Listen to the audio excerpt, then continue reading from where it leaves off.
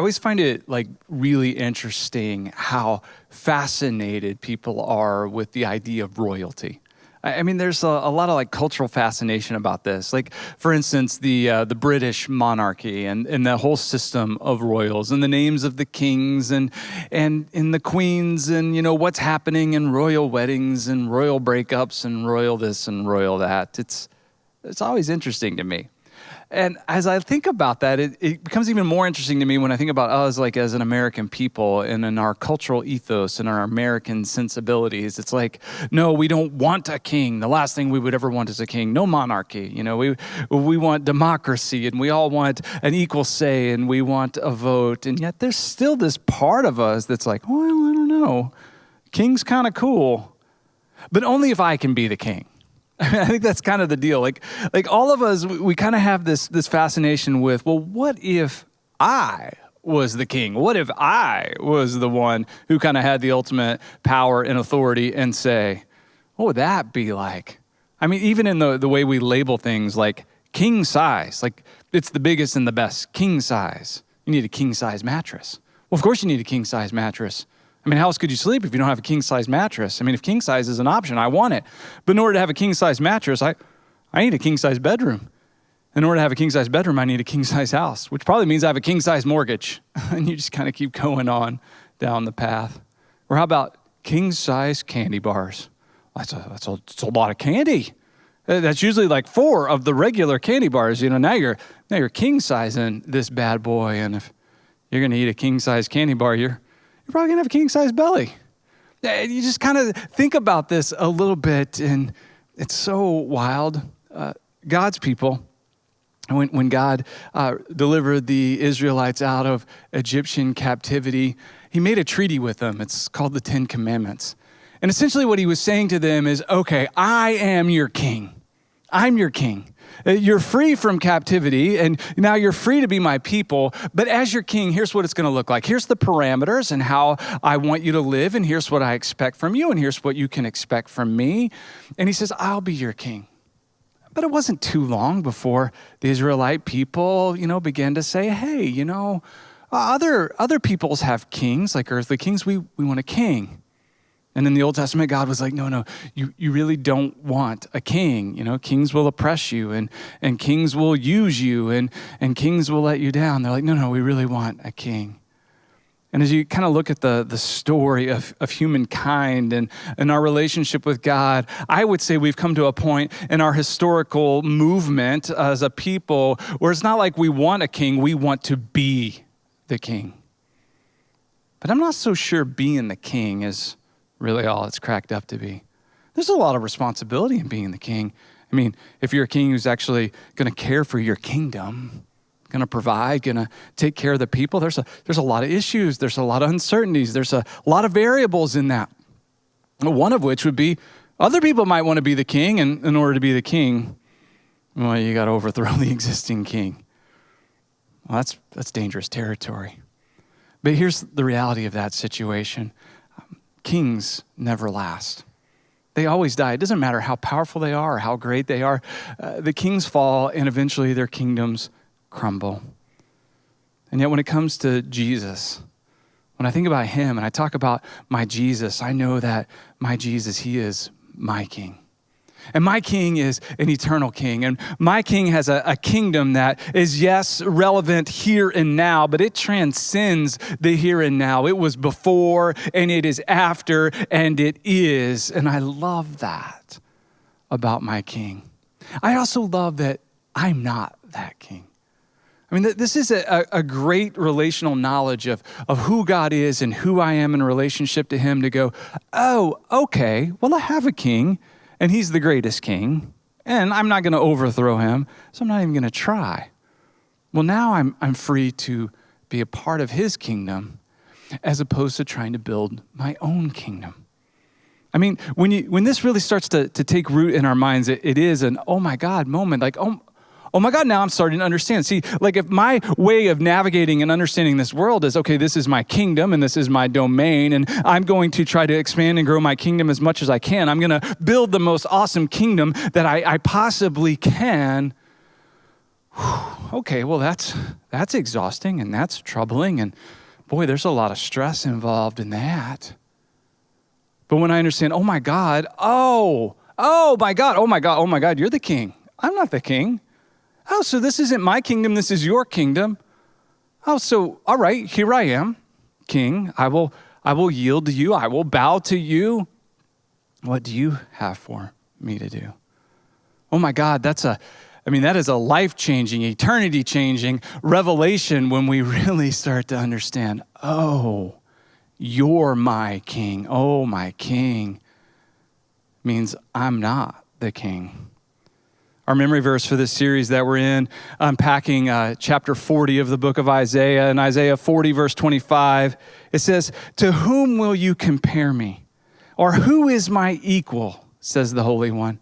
We're going to read that again right now, and I'd like for you, wherever you are, I'd like for you to read that out loud. Let's read it together. To whom will you compare me? Or who is my equal, says the Holy One. This is such a wonderful thing that God does, is he's saying, hey, you know what? Think about who I am. Oh my God.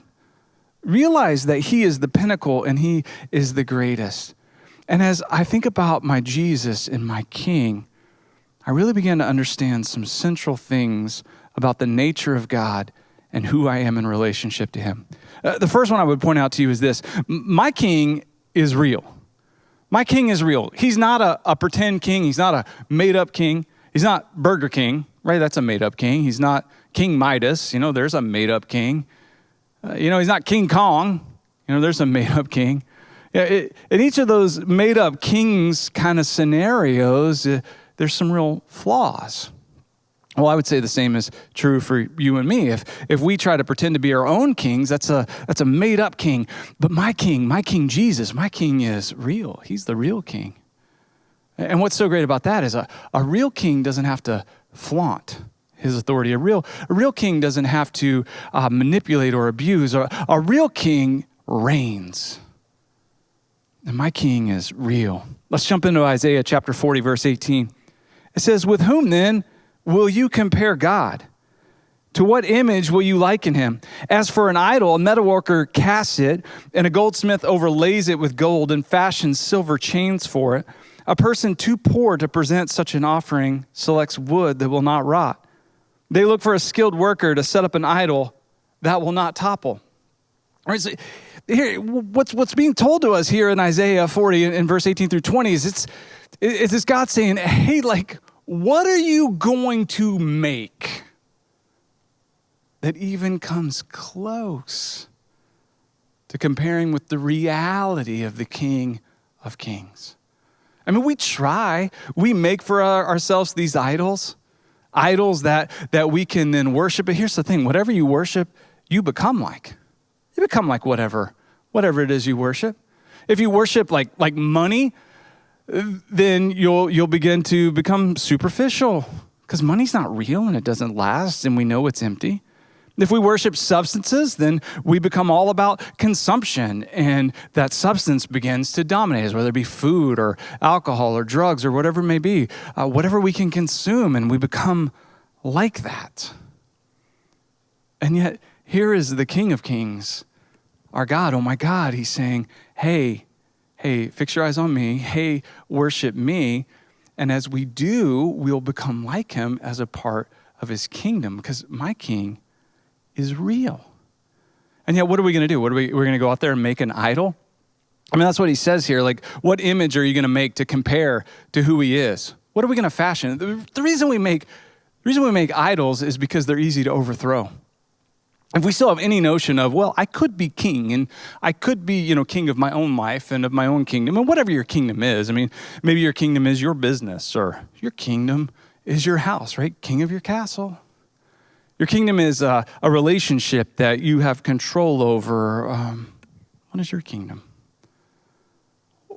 We create these images and idols because we long to escape kind of this prison of self and transcend self. And we know that there has to be something greater than ourselves. We know it. We intuitively know it. At the core of our identity, we go, wait, I can't possibly be the ultimate. Because if that's the case, if I'm the ultimate or you're the ultimate, we're all toast. Like, this isn't going to work. We should know that. Oh, my God. We need a God. We need a king. And so we keep making these idols and saying, okay, well, here's what. We can even do it with, that religion becomes that. Our religious constructs, we create systems and ways of even worship that were maybe initially designed to help us connect with the king and to exalt him as king, that then become something we can manipulate and control, and they become idols for us. And they're easy to topple. And so like in the text, it says, okay, if you have great wealth, then of course you're going to go and make an expensive idol, because, that expensive idol will show, that you're successful. But even if you don't have great wealth, maybe it's not an idol made of gold, but you're going to find some wood that can't rot, and you're going to make an idol out of that. Regardless of where you are on the socioeconomic, diagram of our culture, our world, wherever you are in that, we still make idols. And what they really are is they're just like synthetic saviors. They're not real. They're synthetic. They really have no power, and they really can't save. And we look at them and we think, well, yes, this will give me what I need, but they don't. A few thoughts on that would be, they're manufactured with God's materials. Like in the text there, it says, with gold or with wood, or stone. We take God's goods and we turn them into lowercase gods or idols. God's goods, the things he's created, the things that he's given us, they're good. But we take God's goods and we turn them into gods. And I will tell you, that's not good. And it's not good. We've experienced that, where we take something like that God has created, like food. Food is good, but if we turn food into a god, it's no longer good. Sex is good, but if we turn sex into a god, it's no longer good. And so we do this, and we take what God has manufactured, and then we try to make it into what God's materials, and we try to manufacture them into a god, and they're not real. Another example would be they're shiny but superficial. They may look good, they may have some pop, they may appeal to us, appeal to our senses, they may be something that is attractive, that would also be attractive to other people, and say, okay, even just in the sense of, oh, okay, now you fit in. I mean, that in and of itself can become a god for us if we're not paying attention. Instead of following the king and a real king who is able to save, we say, no, I just really want to fit in. And so in order to fit in, then we get these shiny kind of gods, the next new thing, but they're superficial. They have features without functions.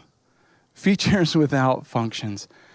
We can see this a lot. Like sometimes when we talk about our religious behaviors, and maybe even the construct of how we're going to worship God, we do things that are features, but they're no longer functional.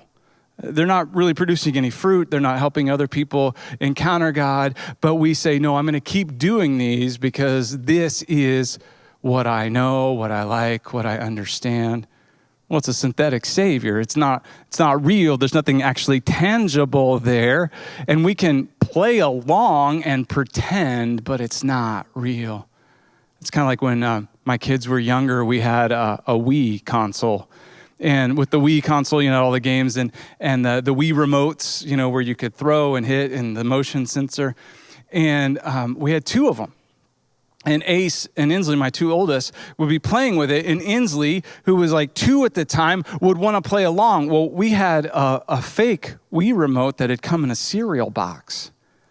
And so they used to give it to her. And she would stand there with the other two and do all the same motions, but it had no function. And that was okay for a little while, but she started to figure it out. And once you start to figure it out and your eyes are open to that, it's not okay anymore. Pretend isn't enough.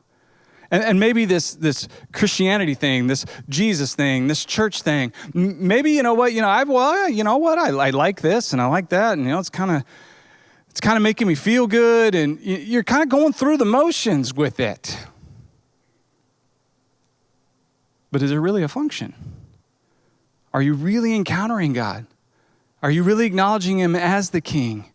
Are you going along with whatever you wanted to do, however you wanted to do it, trying to navigate this world on your own terms and build your own kingdom? It's time to grow up. Oh my God, wait, what am I doing? No, he's real. My king is real. And if he's real, then that means I'm not the king anymore. And there is a function in him, not only of being saved by him, but now serving him and living to build his kingdom. Another one would be a high price with little payoff. Whenever we make an idol or something to worship, there is a high price to pay for it, and really there's no payoff. It always leads to the same place, death. And then it's insufficient to save. That's why there's no payoff. It can't save us. Whatever we create, whatever idol we make, it's not sufficient to save. It has no power in there because it's a created thing. And so when we think about this, like I love what it says. Are we gonna hire a skilled worker to set up an idol that will not topple? Good luck with that. All the idols topple. Jesus talked about this when he talks about the wise and foolish builder in the Sermon on the Mount. He ends the sermon with, he says, okay, there's a wise and a foolish builder, and the wise builder builds his house on the rock, but the foolish builder built his house on the sand. He said, the winds and waves come, the storms of life rage, and they come and they hit both houses. The house built on the rock will stand, but the house built on the sand will fall. It will topple. And Jesus says, okay, the wise builder will build his house on Jesus' teachings, on the teachings of Jesus. So he gives this full Sermon on the Mount. And he closes it with this. If you build your house on his teachings, well, what is his teaching? Well, the core and basis of his teaching is love. He said the first and greatest commandment is to love the Lord your God with all your heart, soul, mind, and strength. And the second is like it, love your neighbor as yourself. All the law and the prophets hang on these two commands. Everything is rooted in love, but not just any love, the love of God. A love that's not like human love, human love is temporary. Human love is fleeting. Human love is fickle. Human love is conditional. But God's love is unconditional. It's eternal. It's steady and steadfast. This is the love that God has for us. It's sacrificial. That's why Jesus said, a new command I give you, love one another as I have loved you. You must love one another. You must. You're compelled. If you receive God's love, this love of a king whose kingdom remains and is an unfailing, everlasting kingdom, the King of Kings. When you have his love inside of you, then you must love. That's how you know whose kingdom you're building. If we're building our own kingdom, then yes, maybe we make attempts at love, but it's that human kind of love that fails. But if it's God's love, forgiving and gracious and kind and compassionate and gentle, sacrificial. Okay, now we've got a king that's worth following and we're serving. A king who gives us his love so we can give his love to others. When we build our houses or our lives on that rock, we have something that will stand. It will last forever. But everything else will topple. And I know you may be thinking, yeah, but you don't understand, but I'm like a really good builder. Like I'm navigating this world, and you know what, even in the midst of this, oh my God thing of 2020, I still got it going on. I'm doing great, man. I'm dominating. You're probably nobody's saying that right now, but maybe you're the rare exception. Listen, the storm's coming. It's not just these temporary storms. Jesus was talking about a universal storm. It's the storm of death. And death is coming. It's coming for all of us. We will all die. And it's coming soon. But if we build our house on the rock, on the teachings of Jesus and who he is, and we receive his love and give his love, that house will stand. Everything else will topple. They're just synthetic saviors. But my king is real. My king also reigns. My king reigns, and you're not going to overthrow him. You're not going to topple him. He reigns no matter what you think about him, no matter what you say about him, no matter how you come against him or who does. My king reigns, and he reigns supreme, and he reigns with authority, and he reigns as one who has nothing to prove because he is. My king reigns. It goes on there in verse 21, says, do you not know? Have you not heard? Has it not been told you from the beginning? Have you not understood since the earth was founded? He sits enthroned above the circle of the earth, and its people are like grasshoppers. He stretches out the heavens like a canopy and spreads them out like a tent to live in. Do you not know? I mean, like our king, my king, he reigns. You see, that's why we choose these other gods that we make and we manufacture. We choose them because they're easy to topple. We can overthrow them and then take charge or put another king in place when we don't like what the previous king was doing. But my king, he reigns.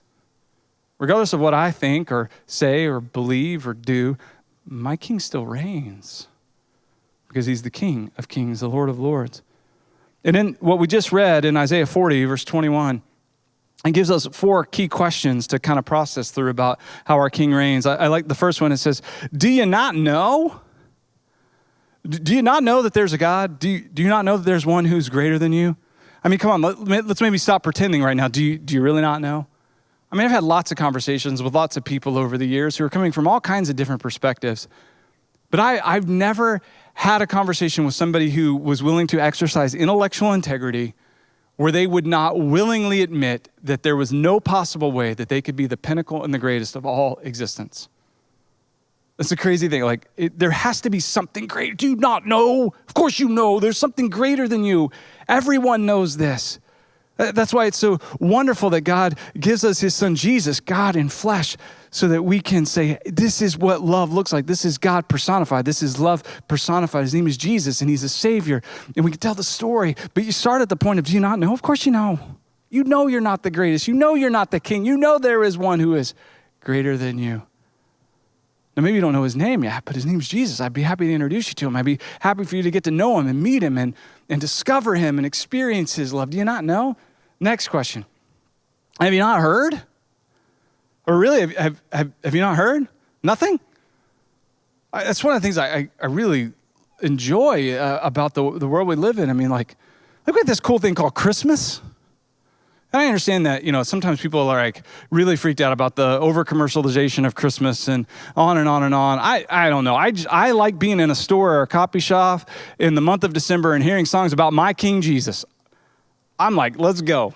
Bring it on. Commercialize this bad boy. Because now there is a hearing. There is, okay, well, what is this? Oh, yeah, I'm familiar. Okay, it's not just Santa Claus. It's not just gifts. It's not just a cultural phenomenon. It's not just a winter holiday. What are we celebrating? Christmas. Easter. So we have God so loved the world that he would send his son Jesus. We celebrate his birth, the arrival of God coming in flesh. And then Easter, the reason that he came, that he was crucified on a cross, that he laid down his life willingly and took our sin, the sins of all humankind inside of him. And he dealt with the imperfection by putting it to death in his body on the cross. The wages of sin, or the consequence, or the end result of sin is death, separation from life. And Jesus experienced this for us. For all of us, for everyone, all the things we've done and all the things done to us, he's taken care of them on the cross, and they died in his body and were buried with him in the tomb. And on the third day, he rose again. Have you not heard? I know you've probably heard, but have you listened? Listen. This is my king. Oh my God, my king. My king reigns. Have you not heard? Next question. Has it not been told to you from the beginning? Has there not been like something inside of you your entire life going, wait, there is more. There is something beyond the here and now. There is something else. There is something outside of me that I long to connect to. Have you not heard it from the beginning? From the birds chirping and the waves crashing and the winds blowing through the trees, through the voices of others as they speak. Have you not heard? And then last question. Have you not understood since the earth was founded? In the book of Romans, chapter 1, it talks about like creation is evidence. Just the physical evidence of creation, of people, of the earth. of the natural world that we live in. The natural world points to a supernatural. Creation is evidence of a creator. It's not random and it's not accidental. It was an on purpose. Just like you're not random or an accident, you are an on purpose. Created by a creator who has authority and dominion because he's a king and our king reigns. Oh my God. Have you not heard? Do you not know? Has God not been pointing it out to you over and over? Pay attention. Don't miss this. My king reigns, and he reigns supreme. And so here's this basic understanding. There is a God, and I'm not him. He's a king. My king reigns.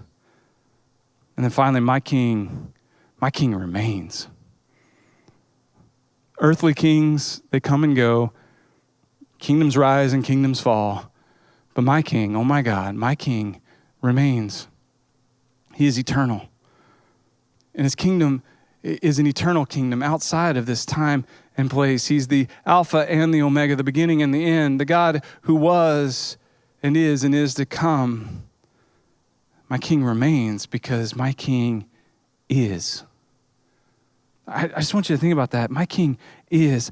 For a lot of us, there might be this, okay, yeah, God, okay, sure, I can get on board, creation and something greater than me. And there's this God of the past, the God who was. And Jesus did these things. And the God who was, or even the God who was 6 months ago for you. And then there's maybe the other side of the coin that says, well, there's the God that is to come. You know, I'm kind of on board for this. Yeah, I get the God who was and the history and the stories and the Bible and okay, cool. And yes, there's the God who is to come. And when I die, then I really want to go to heaven. And being with him would be cool. That sounds okay. And he's the God that maybe in our minds is to come. And, just whatever it means to get to go to heaven, then okay, I'm down with that. No, you're missing it. He's not just the God who was, and he's not just the God that is to come. He's the God that is. He is right now. My king reigns, and my king remains, and he is here, and he is reigning right now. And all this energy to topple him and take over and take charge is wasted energy. Isaiah 40, verse 23 says, he brings princes to naught and reduces the rulers of this world to nothing. No sooner are they planted, no sooner are they sown, no sooner do they take root in the ground, than he blows them away and they wither, and a whirlwind sweeps them away like chaff. All these kingdoms, all this effort, all these lives that are spent in the pursuit of building houses on the sand.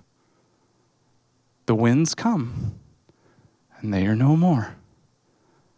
He blows them away like chaff because they were never meant to exist. They were built on the sand.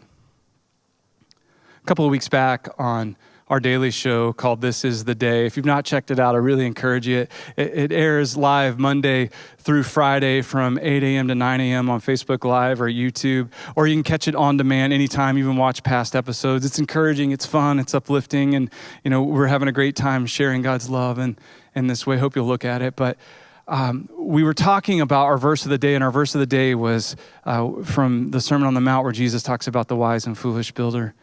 And I was watching the episode back because I was really enjoying the conversation that we were having on that verse. And I was watching it back and listening to it again.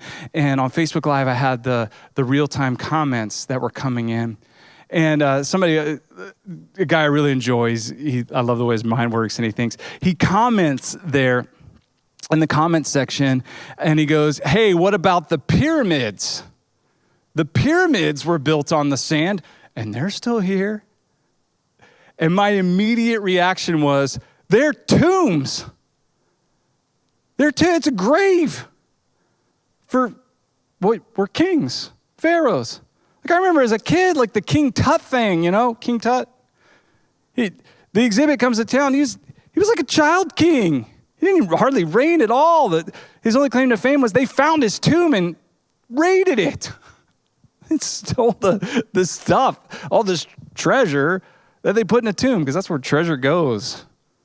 Buried, because it's dead. And I got curious about that. I was like, that's interesting.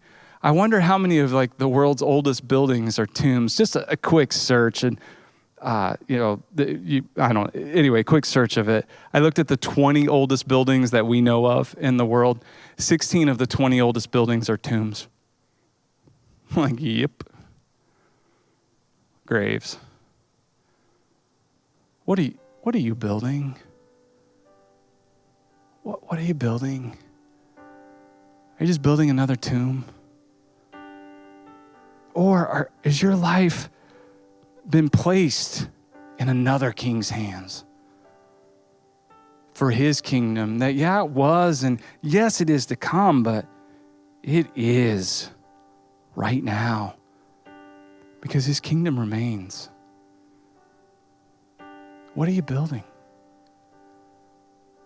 The wise person will build their life on the teachings of this king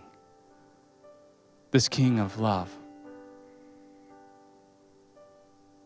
And so as you live and as you navigate this world, it's not about the past and it's not about what will happen in the future. It's about a king who remains, who is present. And as we have these oh my God moments and we look around and we say, oh my God, where are you in this? Oh my God, what are you doing in that? Oh my God, are you going to do anything about this? Well, if he is really our king, oh my king, all right, then you have authority, oh my God, as your servant, as your subject, as a part of your kingdom. How do you want to use me here and now? This is a life worth living. My king remains. My king reigns. And my king is real. Do you know him? Is he your king? Right now, I want to invite you to just raise your hands up.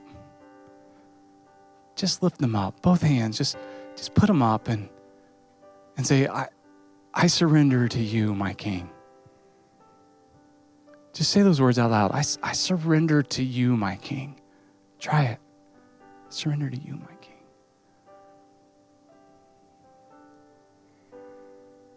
And just lift your hands up to him and say, you're my king. You're my king. And let's spend a few moments worshiping him with hands lifted high, saying, I exalt you, my king. You're my king. Yes. You're my king.